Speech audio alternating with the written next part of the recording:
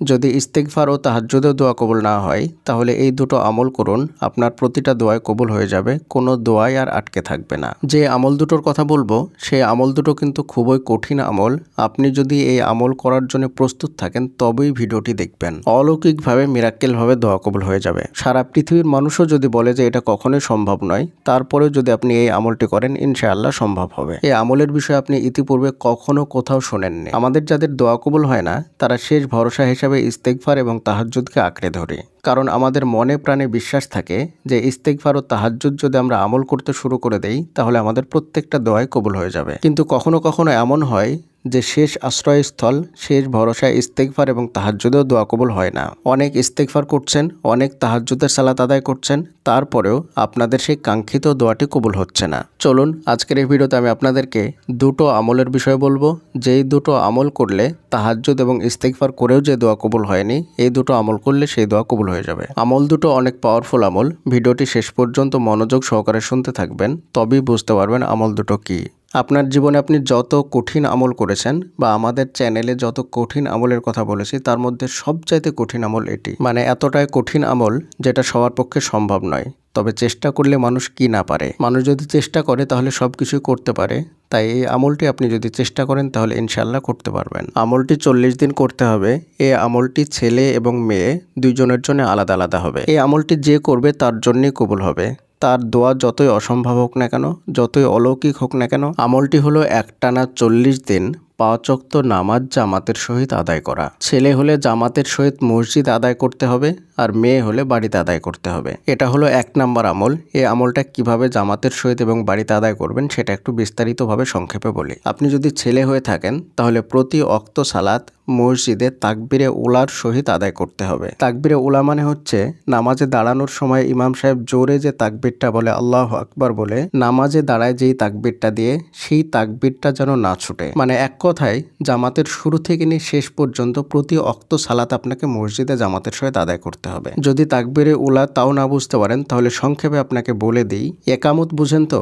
মানে ফরজ সালাতে দাঁড়ানোর আগে ইমাম সাহেব যখন মেহরাবের মধ্যে দাঁড়িয়ে যান, পিছনে একজন ব্যক্তি আল্লাহু আকবার আল্লাহু আকবার বলে আজানের মতো সংক্ষিপ্ত যেটাকে দেয় সেটাকে তাকবীর বলা হয়। সেই তাকবীরটা আপনাকে ধরতে হবে। সেই তাকবীর ধরলেই আপনি তাকবীরে উলা পেয়ে যাবেন এবং তাকবীরে উলা থেকে নিয়ে সালাম ফেরানো পর্যন্ত পুরোটাই আপনাকে সালাত শেষ করতে হবে ইমামের পিছনে। মানে এমন নয় যে প্রথমে 1 রাকাত ছুটে গেল, তারপরে আপনি দৌড়তে দৌড়তে এসে জামাত ধরলেন, অথবা 2 রাকাত ছুটে গেল, এইভাবে অর্ধেক জামাত ধরলে হবে না। আপনাকে পুরোপুরি সালাতটাই, প্রতি ওয়াক্তের পুরো সালাতটাই জামাতের সহিত আদায় করতে হবে। এইভাবে প্রতিদিন 5 ওয়াক্ত সালাত পুরোটাই জামাতের সহিত আদায় করতে হবে। 40 দিন আদায় করতে হবে, ফজর থেকে নিয়ে এশা পর্যন্ত। এইভাবে প্রত্যেক সালাত আপনি মসজিদে ইমাম সাহেবের পিছনে আদায় করবেন 40 দিন। এবং ফরজ সালাতের আগে ও পরে যে সুন্নাত সালাতগুলো আছে সেগুলোও পড়তে হবে। আর এই সুন্নাত সালাতগুলা আপনাকে মসজিদে আদায় করতে হবে। যেমন ফজরের আগে 2 রাকাত সুন্নাত আছে, সেটা আপনাকে মসজিদেই পড়তে হবে। মানে আপনি ওযু করে মসজিদে প্রবেশ করলেন এবং প্রবেশ করার পরে যে ওয়াক্ত সালাতের জন্য প্রবেশ করলেন সেই ওয়াক্তের ফরজ সালাতের আগে যে সুন্নাতগুলো আছে সেগুলো পড়বেন। তারপরে ইমামের পিছনে ফরজটা পড়বেন। তারপরে সালাম ফেরানোর পরে যে জিকির আজকারগুলো আছে সেগুলো করবেন। করার পরে তারপরে যে ফরজ সালাতের পরে সুন্নাতগুলো আছে সেগুলো আদায় করে তবেই মসজিদ থেকে বের হবেন। তবে মনে রাখবেন, ইমাম সাহেব যে প্রত্যেক 5 ওয়াক্ত ফরজ সালাতের পরে হাত তুলে জামাতবদ্ধভাবে মোনাজাত করে, এটা বিদআত, এটা করা যাবে না। এই বিদআতটা করলে আপনার এই আমল গ্রহণযোগ্য হবে না। তাই এই বিদআত থেকে নিজেকে বিরত রাখবেন। ইমাম সাহেব যখন এইভাবে হাত তুলে মোনাজাত করবে, বিদআতটা করবে, তখন আপনি ফরজ সালাতের পরের যে জিকির আজকারগুলো আছে সেগুলো করবেন। জিকির আজকারগুলো হয়ে গেলে তারপরে উঠে ফরজ সালাতের পরের যে সুন্নাতগুলো আছে সেগুলো আদায় করে মসজিদ থেকে বাড়ি চলে আসবেন। এই বিদআতের বিষয়ে যদি আপনাকে কেউ জিজ্ঞেস করে তাহলে আপনি তর্কে জড়াবেন না, কিন্তু এইভাবে জামাতবদ্ধভাবে প্রতি 5 ওয়াক্ত ফরজ সালাতের পরে হাত তুলে মোনাজাত করবেন না। ফরজ সালাতের পরে যে জিকিরগুলো আছে সেগুলো যদি না জানেন তাহলে সংক্ষেপে বলে দিচ্ছি। ফরজ সালাতের পরে জিকির হলো, প্রথমে সালাম ফেরানোর পরে একবার আল্লাহু আকবার জোরে বলবেন, তারপরে 3 বার আস্তাগফিরুল্লাহ আস্তাগফিরুল্লাহ আস্তাগফিরুল্লাহ পাঠ করবেন। এরপরে যদি কিছু না পারেন তাহলে একবার আয়াতুল কুরসি পড়বেন, তারপরে 33 বার সুবহানাল্লাহ, 33 বার আলহামদুলিল্লাহ এবং 34 বার আল্লাহু আকবার পড়বেন। আর আর যদি আপনার পরিপূর্ণ জিকিরগুলো বা দোয়াগুলো জানা থাকে তাহলে সেইগুলো পাঠ করবেন। আমি এটা আপনাকে সংক্ষেপে কমসে কম কিছু করবেন সেটার জন্য বললাম। আর এই আমলটা মহিলাদের জন্য একটু আলাদা হবে, কারণ মহিলারা তো আর মসজিদে জামাতের সহিত ইমামের পিছনে সালাত আদায় করবে না, তাই তারা বাড়িতেই প্রত্যেক ওয়াক্তের সালাত সঠিক সময়ে আদায় করবে, অর্থাৎ মসজিদে আজান দেওয়ার সঙ্গে সঙ্গে আপনাকে সালাত আদায় করে নিতে হবে। একই নিয়মে আদায় করবেন। প্রথমে আপনি যে ওয়াক্তের সালাত আদায় করছেন সেই ওয়াক্তের ফরজ সালাতের আগে যে সুন্নাতগুলো আছে সেগুলো পড়ে নেবেন। তারপরে নিজে নিজেই তাকবীর দিয়ে ফরজ সালাতটা আদায় করবেন। তারপরে ফরজ সালাত আদায় হয়ে গেলে সুন্নাত আদায় করবেন। এইভাবে আপনি প্রত্যেক ওয়াক্ত সালাত আদায় করবেন, একদম সঠিক সময়ে আদায় করবেন। দ্বিতীয় যে আমলটির কথা বলবো সেটি হচ্ছে প্রত্যেক সপ্তাহে সোমবার এবং বৃহস্পতিবার রোজা রাখা। সোমবার এবং বৃহস্পতিবার আল্লাহ তাআলার নিকটে মানুষের আমল নামা পেশ করা হয়। তাই রাসূলুল্লাহ সাল্লাল্লাহু আলাইহি ওয়াসাল্লাম প্রত্যেক সপ্তাহে সোমবার এবং বৃহস্পতিবার 2 দিন সিয়াম পালন করতেন, রোজা রাখতেন। আমরা ফরজ রোজা যেভাবে রাখি একই নিয়মে রাখতে হবে, শুধুমাত্র নিয়াতটা হবে নফল রোজা। মানে আপনি এই নিয়াতে রোজা রাখবেন যে আপনি নফল সিয়াম পালন করছেন, এই নিয়াতটা আপনাকে অন্তরের মধ্যে রাখতে হবে, নিয়াত মুখে বলা জিনিস নয়। রমজান মাসে রোজা রাখার জন্য আমরা ফজরে যেভাবে ভাত খাই বা আমরা যে খাদ্য গ্রহণ করি সেইভাবে আপনি সেহরির টাইমে খাদ্য গ্রহণ করবেন ফজরের আজানের আগে, এবং যখন মাগরিবের আজান দেয় সেই টাইমে আপনি ইফতার করে নেবেন।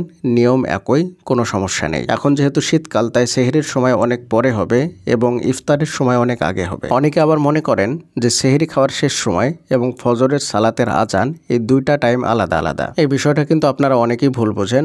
বিষয়টা হলো যে ফজরের সালাতের জন্য যখন আজান দেওয়া হয় সেটাই হচ্ছে সেহরি খাওয়ার শেষ সময়, কিন্তু অনেক মসজিদে এমন করে যে সেহরি খাওয়ার শেষ সময় বলার কিছুক্ষণ পরেকার ফজরের জন্য আজান দেয়।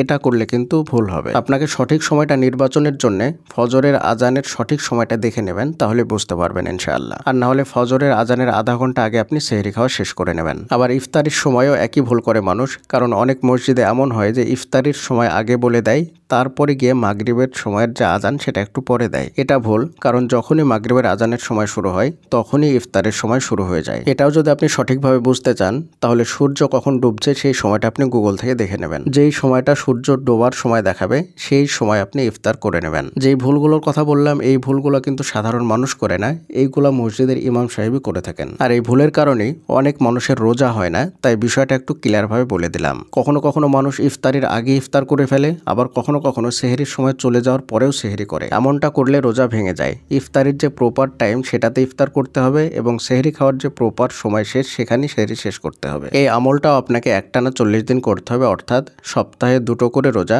আপনাকে 40 দিন রাখতে হবে। এবার বিষয় হচ্ছে এই আমলের মধ্যে আপনাকে দোয়া করতে হবে আপনার যেটা প্রয়োজন সেই বিষয় নিয়ে। প্রত্যেক 5 ওয়াক্ত সালাতের পরে আপনি একাকীভাবে হাত তুলে আল্লাহর দরবারে আপনার যেটা প্রয়োজন সেটা কাকুতি মিনতি করে চাইবেন, তবে জামাতবদ্ধভাবে নয়। আবারও বলছি, যেটা আমি আগেও বলেছি। আর যেই দিনগুলোতে আপনি সিয়াম রাখবেন, অর্থাৎ সপ্তাহে 2 দিন সোমবার আর বৃহস্পতিবার, সেই 2 দিন আরো বেশি বেশি করে দোয়া করবেন। বিশেষ করে ইফতারের আগ মুহূর্তে বেশি বেশি করে দোয়া করবেন। এই দুটো আমল যদি আপনি একটানা 40 দিন ধৈর্য সহকারে করতে পারেন তাহলে আশা করি ইনশাআল্লাহ আপনার দোয়া যত কঠিনই হোক না কেন, যত অসম্ভবই হোক না কেন, মিরাকেল ভাবে অলৌকিক ভাবে আল্লাহ সুবহানাহু ওয়া তাআলা আপনার সে অসম্ভব দোয়াটিকে কবুল করে নেবেন। এই আমলগুলোর সাথে আপনাকে আরো একটা বিষয় খেয়াল রাখতে হবে, সেটি হলো হালাল খাদ্য ভক্ষণ করতে হবে আর দৃষ্টির হেফাজত করতে হবে।